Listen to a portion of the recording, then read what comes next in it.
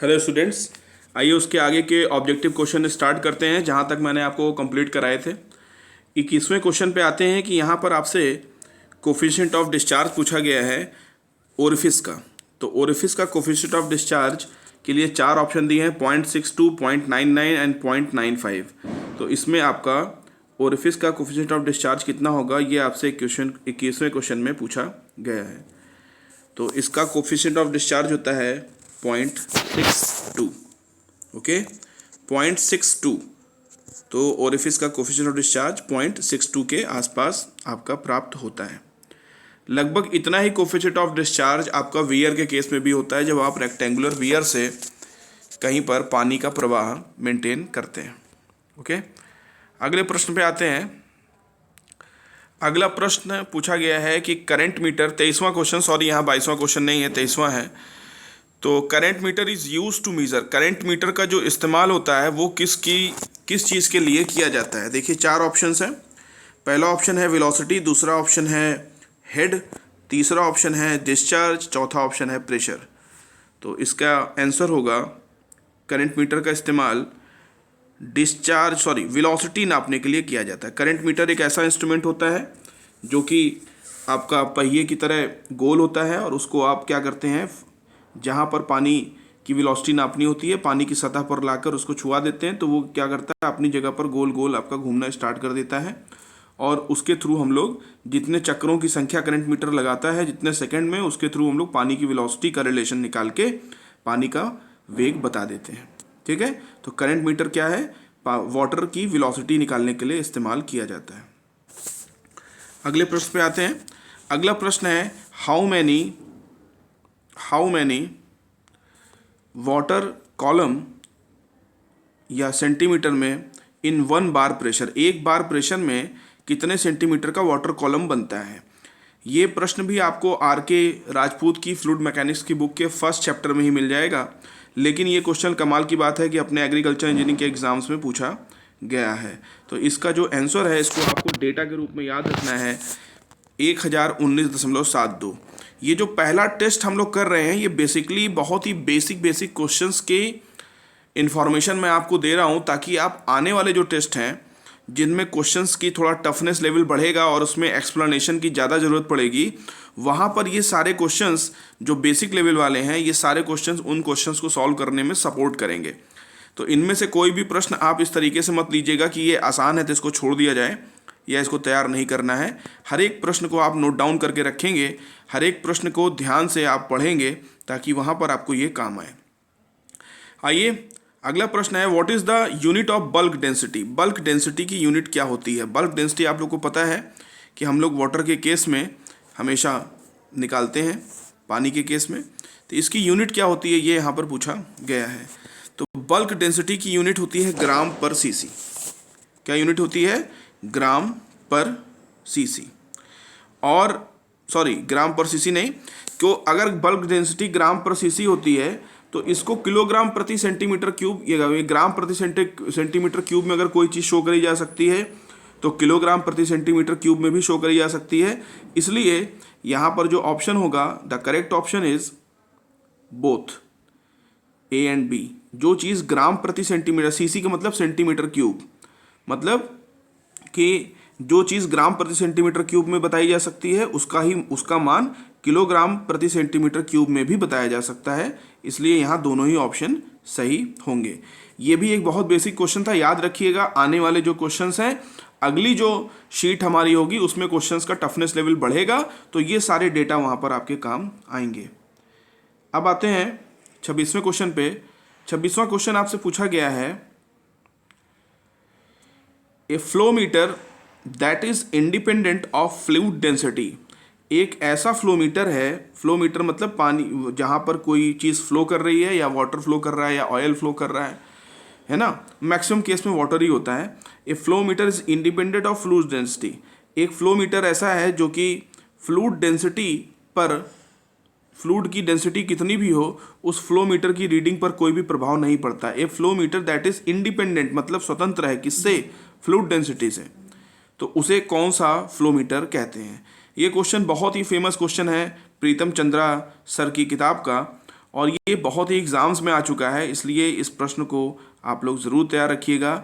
उस फ्लोमीटर का नाम होता है rotameter. Okay, rotameter. Orifice meter में फ्लूइड डेंसिटी का फ़र्क पड़ता है क्योंकि वेलोसिटी की वजह से ओरिफिस मीटर की रीडिंग चेंज होती है। इलेक्ट्रोमैग्नेटिक फ्लो मीटर पे भी फ़र्क पड़ता है क्योंकि डेंसिटी की वजह से इलेक्ट्रोमैग्नेटिक रेडिएशन या इलेक्ट्रोमैग्नेटिक वैल्यूज़ की मान चेंज हो जाते हैं। अब आते हैं इसके बाद 27वें प्रश्न पे।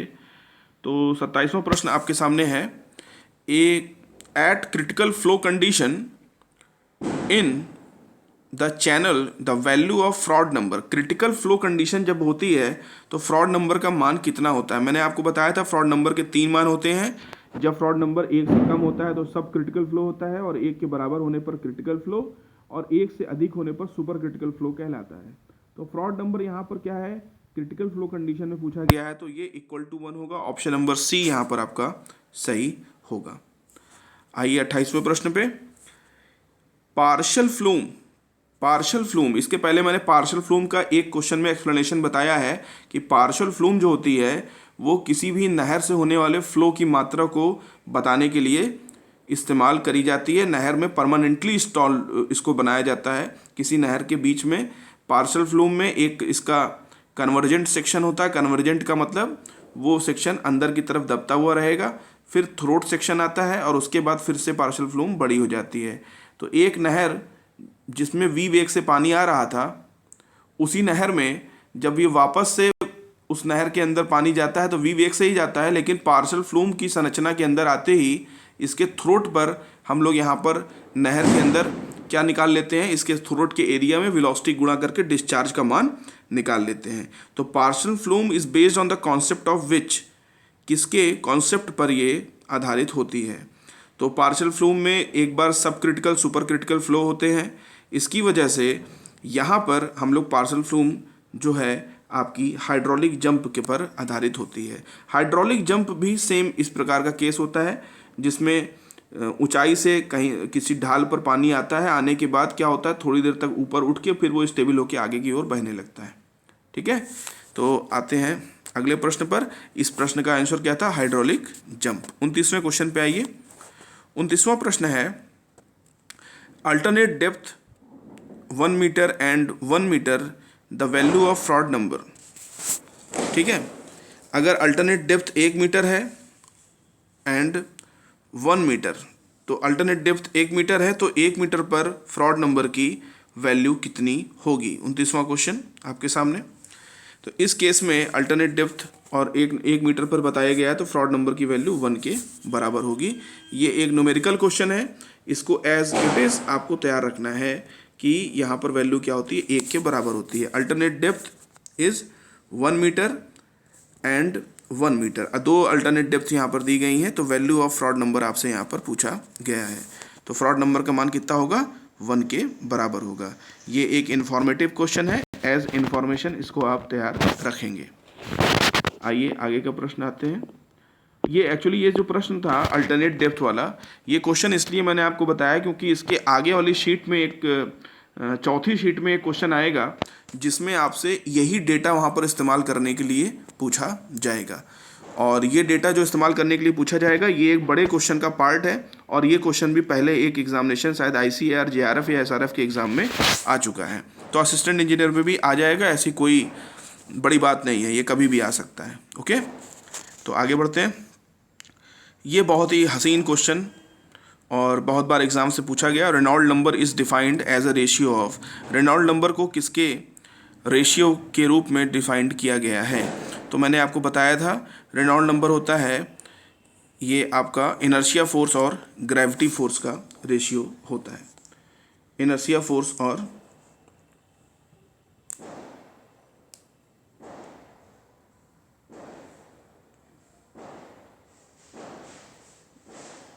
इनर्शिया फोर्स और ग्रेविटी नहीं, इनर्शिया फोर्स और विस्कस फोर्स का रेशियो होता है। इसके पहले मैंने एक क्वेश्चन आपको और कराया था जिसमें मैंने फ्रॉड नंबर के बारे में आपसे पूछा था।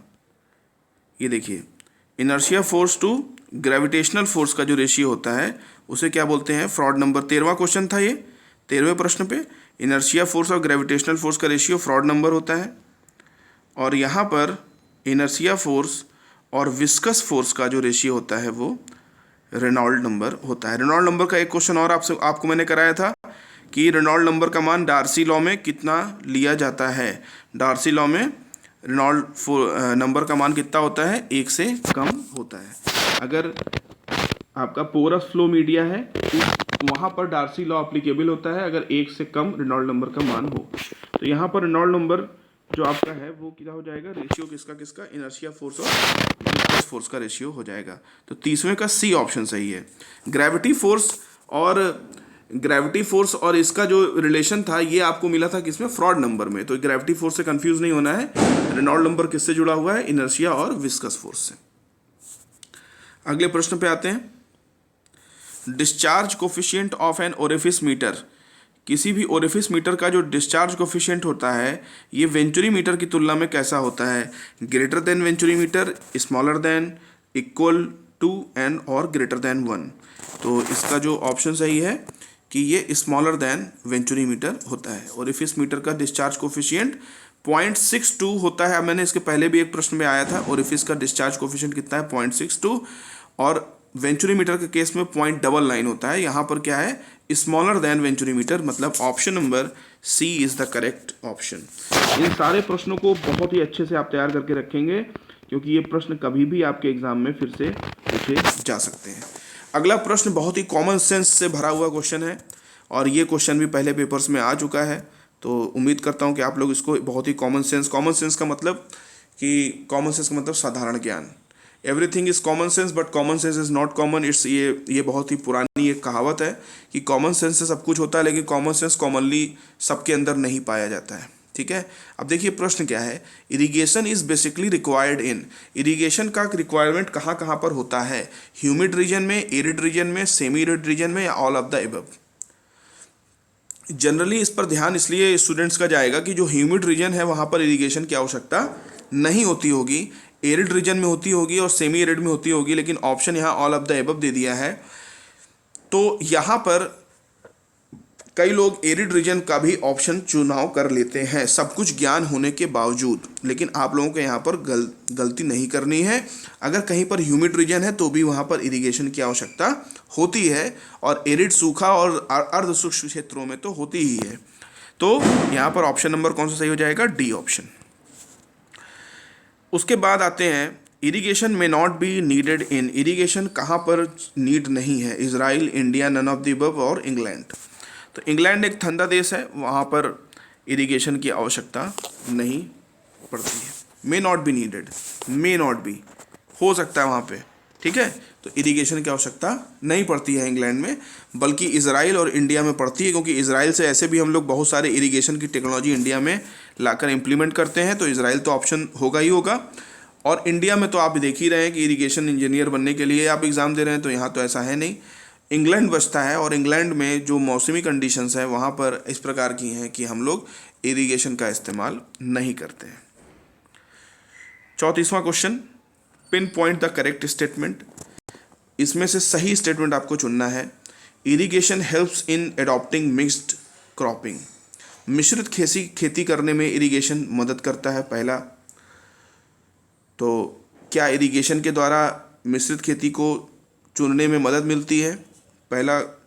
दूसरा है, mixed cropping means sowing the different crop after a particular crop has been grown. Mixed cropping का मतलब होता है कि एक पर्टिकुलर क्रॉप जो है उसके उगने के पश्चात दूसरी क्रॉप को लगाना, इसको क्या बोलते हैं, मिक्स्ड क्रॉपिंग।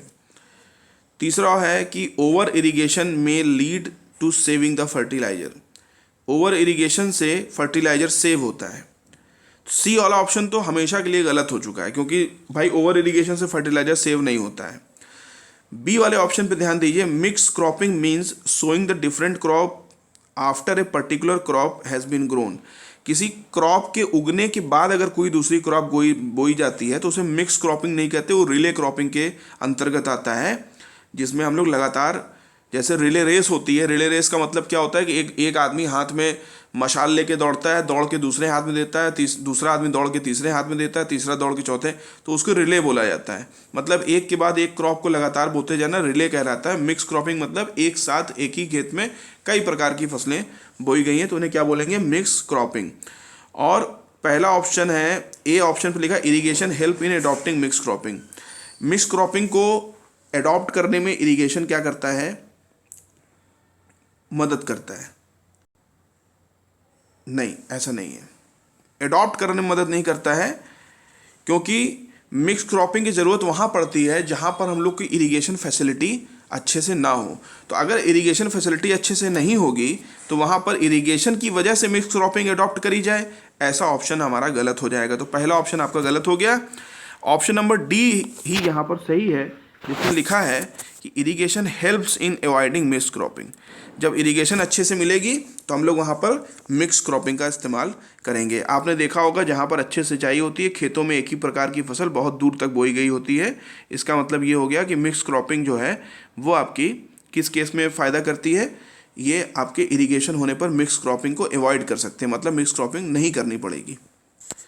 तो ये क्वेश्चन बड़ा ही कॉमन सेंस वाला था और जब भी आएगा हर किसी का दिमाग हिला के रख देगा। तो ये डी ऑप्शन इसका सही है, इसको याद रखिएगा। अब आते हैं अगले प्रश्न पे। Flood irrigation method of irrigation field works based on. इनमें से फ्लड इरिगेशन मेथड जो है इरिगेशन फील्ड में, ये बेस्ट कहाँ पर कार्य करता है। फ्लड इरिगेशन का मतलब कि हम लोग क्या करते हैं, खेत के अंदर अलग अलग पॉइंट से पानी को छोड़ देते हैं। तो पानी क्या होता है, एक पॉइंट से दूसरे पॉइंट तक खेत के अंदर आपका ट्रेवल करता है। तो देखिए, खेत के एक पॉइंट से दूसरे पॉइंट तक ट्रेवल करने के लिए उसमें क्या होना चाहिए कि खेत में एक पॉइंट से दूसरे पॉइंट के बीच में हल्का हल्का सा ढाल होना चाहिए, जिसकी वजह से पानी क्या हो जाए, एक जगह से दूसरी जगह चला जाए। तो इसमें देखिए क्या लिखा है, पहले ऑप्शन पे लेवल और जेंटली रोलिंग ट्रेन, पहला ही ऑप्शन सही होगा। लेवल मतलब खेत या तो समतल हो और समतल के साथ साथ और जेंटली रोलिंग ट्रेन मतलब हल्का हल्का उसके अंदर स्लोप हो। स्टीपी रोलिंग ट्रेन मतलब बहुत खड़ी चढ़ाई या खड़ा स्लोप होगा, तो पानी बहुत तेज़ी से बहेगा, मिट्टी को काट के चला जाएगा, तो फ्लड इरिगेशन वहाँ पर काम नहीं आएगी। तो बी ऑप्शन गलत हो गया। इसकी वजह से सी अपने आप ही गलत है, क्योंकि उसमें बी ऑप्शन को भी इंक्लूड किया गया है, बोथ ए एंड बी बोल के, और डी पे नन ऑफ द अबव है, इसलिए ये ऑप्शन इंक्लूड नहीं किया जाएगा। तो 35वें का ए ऑप्शन यहाँ पर सही होगा। In flood irrigation, a preferred method of applying irrigation water to comparatively steeper rolling land। ठीक है, स्टीपर रोलिंग लैंड मतलब अब क्या है कि जो फील्ड है उसकी जो ढाल है वो बहुत ज़्यादा क्या है, स्टीप है।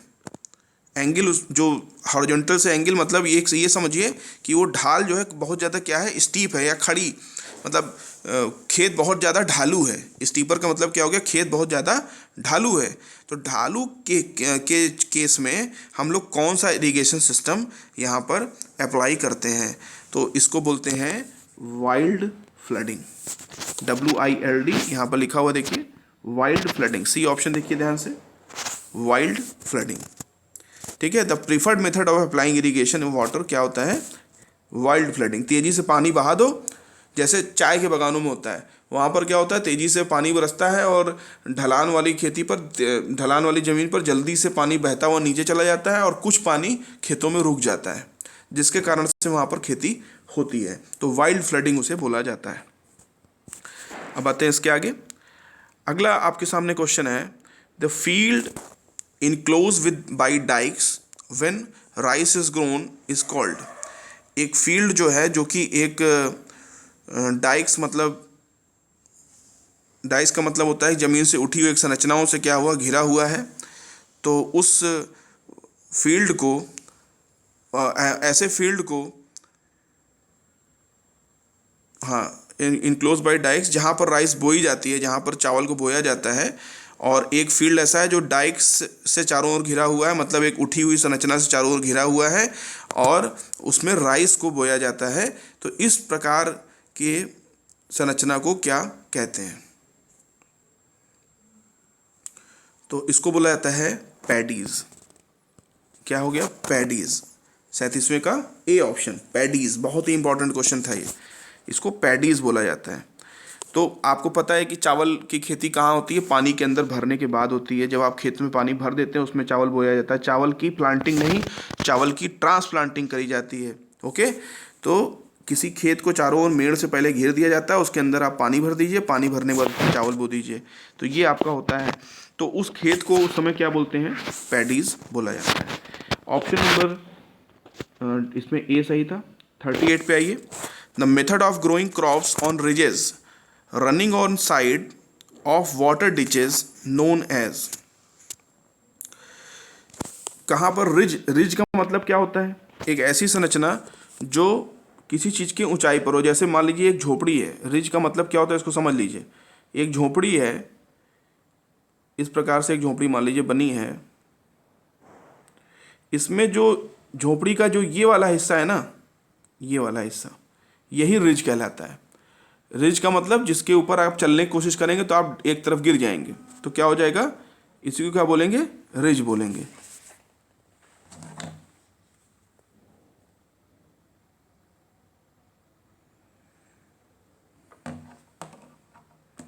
तो झोपड़ी के एक तरफ जब चलने वाले हिस्से को क्या बोला जाएगा, रिज बोला जाएगा, तो इसको रिज बोलते हैं। तो method of growing crops on the ridges running on the sides of water ditches, मतलब पानी के गड्ढों के किनारे किनारे जहाँ पर रिज बनी हो या ढालदार संरचना के ऊपर का जो टॉप वाला हिस्सा होता है उसको रिज बोलते हैं। तो वो आपके पास बनी हो और वहाँ पर हम लोग क्रॉप को ग्रो कर रहे हैं, तो इस प्रकार के मेथड को क्या कहा जाता है, इस प्रकार को मेथड को क्या कहा जाता है। तो ये बहुत ही फेमस है, इसको बोलते हैं फरो इरिगेशन। फरो इरिगेशन मतलब इस प्रकार से बीच में पानी भर दिया गया और यहाँ पर क्रॉप्स को गो दिया गया, इसको बोलेंगे फरो इरिगेशन। ओके, अब आते हैं अगले प्रश्न पे। In the field under furrow irrigation furrows are preferred to represent. ठीक है, फरो इरिगेशन के अंतर्गत जो फील्ड होता है तो इसको जो है furrow are referred to represent, furrows को क्यों किस प्रकार से रिप्रेजेंट या बताया जाता है। Ridges on which the crops are grown, अभी इसके जस्ट पहले ये क्वेश्चन था जिसमें आपसे बताया गया narrow ditches which carry irrigation water and both A and B. 39 question है, बोथ ए एंड बी,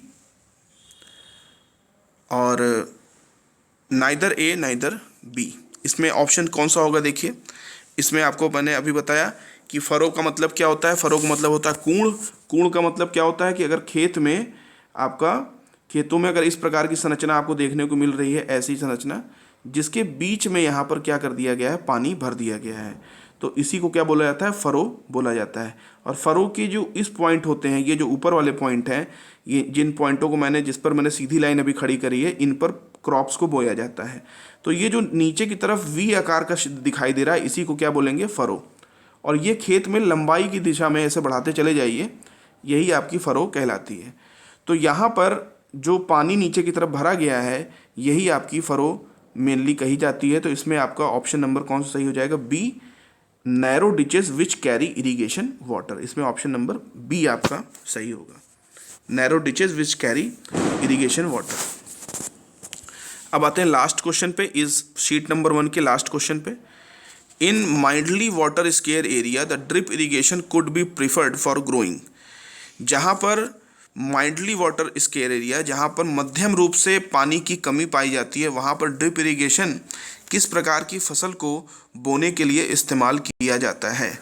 और ये ड्रिप इरिगेशन एक बहुत ही फेमस प्रश्न हो गया। यहाँ पर बीट और राइस में तो इस्तेमाल करते ही नहीं है, फ्रूट्स एंड वेजिटेबल में ड्रिप इरिगेशन का इस्तेमाल किया जाता है। ओके, और इससे आपको एक चीज़ और पता चल रही है कि ड्रिप इरिगेशन का इस्तेमाल हम लोग कहाँ पर करते हैं, माइल्डली वाटर स्केयर एरिया, जहाँ पर मध्यम रूप से पानी की कमी हो, उसको हम लोग क्या बोलते हैं, वहाँ पर ड्रिप इरिगेशन का इस्तेमाल करते हैं। तो आने वाले शीट्स में एक क्वेश्चन आपको ये भी मिलेगा कि किस एरिया में, इनमें से किस क्षेत्र में ड्रिप इरिगेशन का इस्तेमाल किया जाता है। तो जिसको ये प्रश्न पता होगा वो यहाँ से क्या निकाल लेगा, माइल्डली वाटर स्केयर एरिया, मतलब मध्यम रूप से पानी की कमी वाले क्षेत्रों में ड्रिप इरिगेशन का इस्तेमाल करते हैं। तो यहाँ पर आपकी शीट 1 खत्म होती है। बहुत ही कम समय में मैंने इस शीट को आपको कंप्लीट किया। ये इन्फॉर्मेटिव शीट थी, इसके सारे क्वेश्चंस को आप लोग एज इट इज़ तैयार रखेंगे, क्योंकि आने वाले समय में शीट्स की जो क्वेश्चंस की जो टफनेस है और क्वेश्चंस का जो बताने का जो मेथड है वो थोड़ा एलॉबरेट होगा। ये बेसिक्स क्वेश्चन थे जिसके थ्रू आप लोग कई सारी इन्फॉर्मेशन को पहले इकट्ठा करेंगे और तीसरी चौथी शीट से आप लोगों का टफनेस लेवल इसमें और बढ़ जाएगा। इरिगेशन में कम से कम 8 शीट हम लोग सॉल्व करेंगे, ठीक है। 8 से 10 शीट हमारी टोटल सॉल्व होगी, मतलब 400 से 500 क्वेश्चन इरिगेशन में आपके कंप्लीट कराए जाएंगे, जिनमें से सबसे इजी लेवल पर और या जो सब इंफॉर्मेटिव लेवल पर जिनका इन्फॉर्मेशन आपको याद रहना चाहिए वो ये 40 क्वेश्चन, और इसके बाद के जो 40 क्वेश्चन हैं वो आपके इन्फॉर्मेशन एनी टाइम आपको तैयार रहनी चाहिए, ताकि जब टफ क्वेश्चन आए तो आप इन इन्फॉर्मेशंस का इस्तेमाल करके उन क्वेश्चंस को पूरी तरीके से कर पाएँ। तो उम्मीद करता हूँ आपको ये वीडियो पसंद आया होगा, and very thank you for watching this video, and I will welcome you all, definitely I will welcome you all in the story and glory of the branch agriculture engineering. Okay, thank you, bye bye and shaba khair.